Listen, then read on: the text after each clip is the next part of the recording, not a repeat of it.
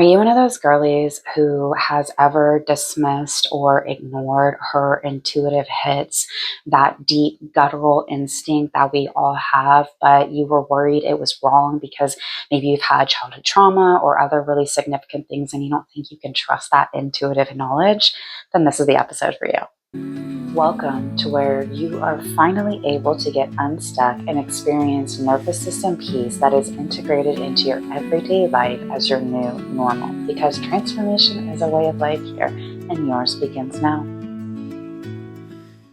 All right, y'all. So if you have had any kind of childhood trauma or instability growing up, this could look like a neglectful parent, a parent who never emotionally connected with you. Even if they met all your like materialistic needs, but I can think of parents who were literally never around because they're always working and they barely met the child's materialistic needs. There can be a lot of emotional neglect that the child didn't feel seen, they didn't feel loved or cared for, even though their bare basic needs were met. So even if you've had something like that versus the more obvious signs like life instability, moving around a lot, being in severe poverty, obviously physical abuse, right? Things of that nature that are a little more obvious, all of these can absolutely cause us to not trust our intuitive knowledge, because our bodies are going through things as children and we are unable to get out of it, right? Because we're being dictated right now. As we get older, more teenagers, you might see children bucking back, things of that nature. I myself actually got emancipated at 16 and a half because it was the best choice for me. So like, I totally get it, right? With anyone who might be feeling this, but being able to meet your own needs is a survival tactic. And it could be meeting the needs in any way, right? Like you're not being physically abused anymore and it's put onto someone else because you're able to stay small and quiet. Well, that small, quiet child who was trying not to get physically hit or maybe emotionally berated, something like that, right? Is now an adult who is chronically maybe people pleasing. They are finding themselves in the same toxic situations, even though their body as an adult might be like, hey, get out of here. This person's not good. Your child body, until that wound is healed, is going to say, no, this feels familiar. This must mean home. This must mean safe. I know my body wants to run and flee because it actually really is unsafe, but no, this must feel normal and familiar and safe. And so we will override our intuitive hits, our intuitive knowledge that God is trying to give us. God gave us this intuitive awareness. There's a whole thing I can break down. Actually, if you have had a chance to check out my dissertation and my work, my research, I actually talk a lot about it because you can actually prove this stuff on a scientific level, which is where, of course, I geek out because that's my whole world. But it's amazing, truly, at the end of it, right? Like, especially if you think about if you truly are someone who believes prayer works, why does it work? Because God is showing up in a very specific way and we are clear on the divine intention for it, right? Well, the same thing is happening when we are going through trying to gain that awareness back, right? Honestly, that's where I found it with me, is where I started at it, right? Because then once I got the awareness and I really connected with God, hey, this is the thing I need, because this was a wound I had to work through. And now I'm like totally in tune with in like epic flow state, and my intuition is just so on point, but it wasn't like that always. It was trash, actually. And I'm talking from experience because my nervous system was programmed for things that like I do not agree with, that I wanted to live out my life in. And it's not good or bad, it just is what it is. However, I didn't like that programming was in my body, so I wanted to change it. But in order to change it, we have to gain awareness of it. Whatever it looks like, good, bad, or ugly, it doesn't matter. We have to gain awareness of what it is we want, what kind of programming we want to be living day in and day out every single day. That's why for me, my life, how it is, like I have everything programmed and structured, but it's because I've been tinkering piece by piece, taking it bit by bit. Okay, well, this is actually, I don't really like this. Let's restructure this. Okay, now this is good. Move on to the next piece, right? And it's taken me years, y'all, like to do this. And that's okay because that's the whole process, right? That's why I love this channel, because it really is a process. And if you are struggling with this, one of the first things is even just gaining awareness. Where is this coming from? Why do I feel this distrust in my body? And again, if you have a relationship with God, go into prayer about it. Go into that connection where you're just like, all right, God, what do I need to do? How do I need to see this? If you were to share with me your knowledge on my situation, on my circumstances. Like, I'm going to start crying. It's epic when you start asking those questions to gain the awareness on where that even came from. Why do I feel this way in my body? I'm so conflicted. Confusion is the best signal to let you know that you're on the right path potentially, for healing, because you are potentially recognizing a significant problem that you are repeating. Because the reality is you can be a high achieving woman, you can have all the degrees, all the whatevers, and still be stuck in this situation where you are creating negative people. If you like negative, not that it's like bad or good, but it's like a misaligned, rather than negative, it's a misaligned person or frequency pattern of behavior that you are allowing into your energy, your field, your auric field, unbeknownst to you. And I'm not blaming anyone, please understand that. But what I am saying is that we are all responsible, myself included. Man, I'm always pulling back the layers. Like, why did I do that? Why did I think about it like that? That's so interesting, right? Like, tell me more because I don't like this. I want to change it. I want to fix this. And if you find yourself saying that same thing, then I promise you can absolutely get through this. Because honestly, at the end of the day, if you are a trauma survivor of any kind, this awareness can actually be the most terrifying part, because you start to realize the impact of your life and the things that have happened, and you start having a different perspective, even hopefully, a more graceful perspective for yourself, even as you have gone through your journey. Maybe you did things that you weren't proud of or things that you're really ashamed of, and you just like, oh, let's hide that. And you don't want people to really know, but hey, it's part of your journey. I'm not saying like glorify it, but realize there's lessons to be learned there from it if we so choose.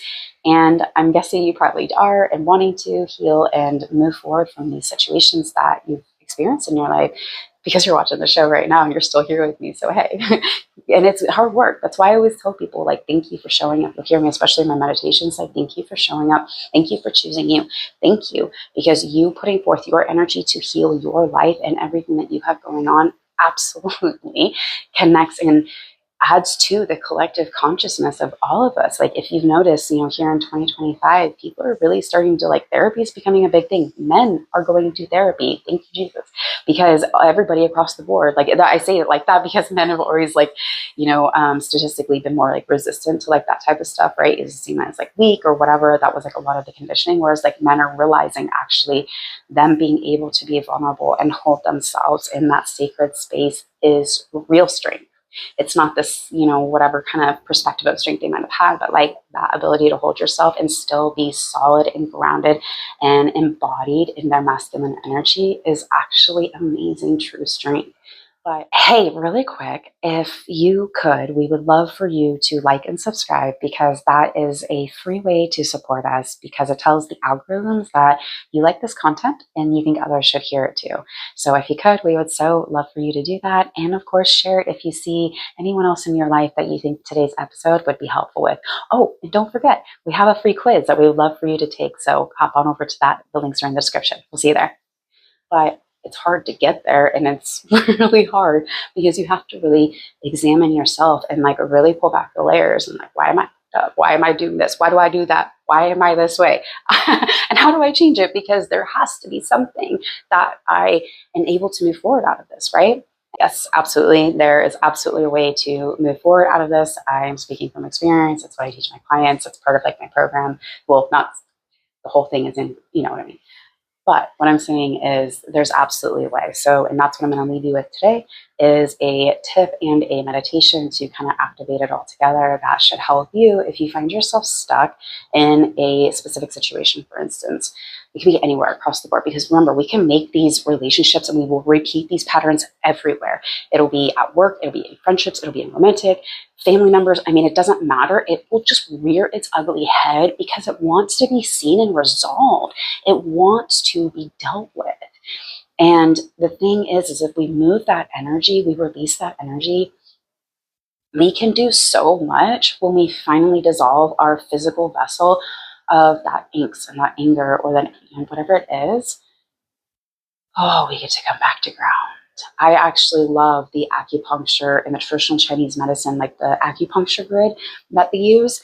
And they have a lot of different meanings and stuff. Like there's points all over for like mental health and stress and insomnia. And I mean, literally everything. It's amazing. They have mapped the fascia grid is what I believe is really what has taken place.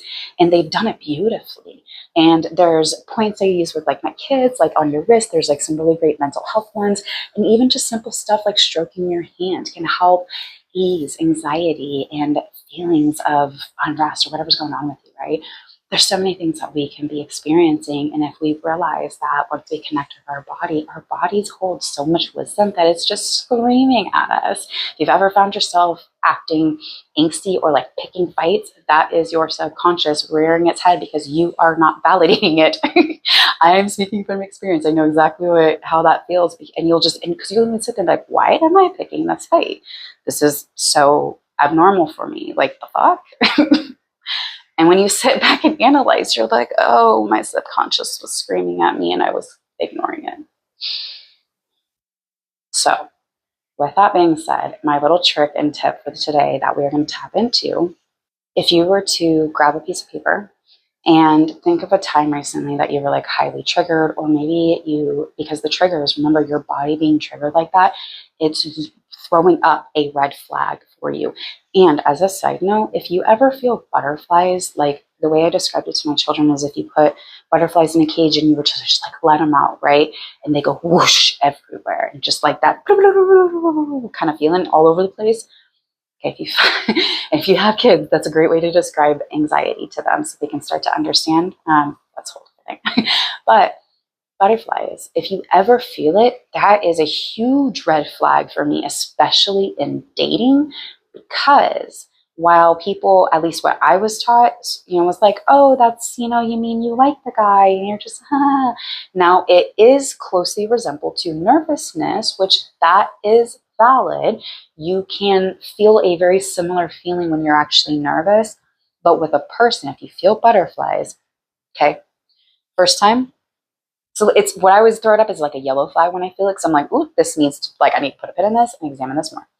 If you are around that person again and the same, like it's just as intense and that is likely your body screaming at you to say, run, get away from this person. They're dangerous. Because butterflies, especially in dating, is a huge red flag. That is not something that you want to, the most toxic phrase I ever learned growing up. Give someone a benefit of the doubt. Absolutely not. I will not ever give somebody the benefit of my doubt, which is my intuition, my gut feeling saying you are not a good person. There's something off about you. Like, they may not be a bad person, like bad, right? But they're not an aligned person for me, and I need to take it on out, right? Kind of a thing. And that's okay. No shame or judgment on the person. I just not for me. I'm out. Kind of a thing, because the reality is your gut is screaming at you to want your attention. And so your triggers or a heavily felt emotion in the body, I want you to write down where this emotion was felt. So maybe it was felt in the chest. Maybe you felt it down your arms, your legs. Maybe your tummy felt like empty and or like you felt your stomach drop. Maybe your chest felt cold or your head felt hot, things like that, right? Those can be really, really good indicators on also pattern repeating too. This is really good because it's helping you spot it, is what you're trying to do. You're trying to give yourself very distinct markers of behaviors or sensations your body is experiencing to mark it for a analyzation. And you can sit down in your journal time, prayer, meditation, whatever you want, but sit with it and get really clear on that one specific thing. And if you don't have the clarity that you desire, and I say this because we can think oh yeah, that was clarity. And then it comes dumping in later and you're like, oh no, that was the clarity I needed, really. But this little drip gave me a good idea that I was on the right track, but it wasn't the clarity I needed. So recognize that if we are not truly sitting with this stuff and giving it room to breathe and speak, even if we give it the time that we think it deserves, it may come rumbling in and it might just start dumping in. And that's okay too. So when you go into these sessions, don't go into it with an expectation of, oh, I have to reach this level of clarity to be done with it or be received or whatever, right? Go with it with an open mind that I'm going to set the time for this much time. I'm going to allow what wants to come through right now, and I'm going to allow it to come through later on if it so chooses to, that I'm going to receive the guidance and the wisdom and the most divine timing possible, that everything is for my highest good. And when you go into it with that intent and then sit down and recall where you felt like maybe you're really angry at somebody and you're like, what is wrong? Why am I so angry, right? Maybe it was something more obvious, like an actual fight with like your boyfriend or your child or something that you're like, oh, okay, that makes sense. But also remember, if you're having arguments or fighting with anybody, that's a trigger. We shouldn't be fighting. We should be able to calmly talk things out. So having discussions is different. Having a disagreement that is calmly handled is different. Unless there was things, of course, that was said that was like highly triggering, then of course those are things you would want to list. But these are the things that we want to gain awareness of, because remember, if you spot it, you got it. And then you can start tugging on that little thread, and next thing you know, it'll probably just crash open, because that's usually how it works, especially the slow trickle ones that like, you're like, really reaching. The next thing you know, you're just like, oh gosh. And the next thing you know, it's flooding in your face. And you're like, okay, there it is. That's what I was looking for. With that being said, the question that I want you to sit down after you analyze your physical sensations is, if I knew what to do, and then allow yourself and your subconscious mind or your conscious mind to kind of let loose. And you can kind of have some ideas to like resolve the situation, absolutely start filling in. That's why I said the conscious mind, and let it start going. But like as you're writing consciously, allow like when you're done to kind of just sit and just like repeat it too, and like repeat it back to yourself. Not necessarily everything you wrote, because when you're repeating the question back, even if you've made conscious connections, it'll give your subconscious mind the ability to kind of float to the top and be seen and be heard, which the subconscious mind loves that, because it helps our body start feeling less angsty, because we're feeling heard, because we ourselves are holding that space first and foremost. And then we are giving ourselves that space to actually relieve it. So whether it's through meditation or look up an acupuncture chart, or, acupuncture points for whatever ailment you're dealing with, I promise you, you will start to find something. And I always love doing like deep pressure holds, or if you've got magnets, you can actually tape them to like small enough ones, tape them like on your wrist. Wrist is like a really good area for mental health. And so those are going to be things that will help you tap in. And if you want to set the intention for the time of the meditation I have for this episode, then it's a quick full meditation. It's a really good time to set that intention. You're going in with an already premeditated time frame, and what'll come is going to come, and what doesn't will come through at the highest divine timing for your highest good. So with that being said, I hope you'll enjoy today's episode. Let me know down in the comments what y'all thought. If you have any questions, if this resonated, please let me know if this resonated, because that helps me know that these videos are on point with what y'all are craving. So until next time, y'all.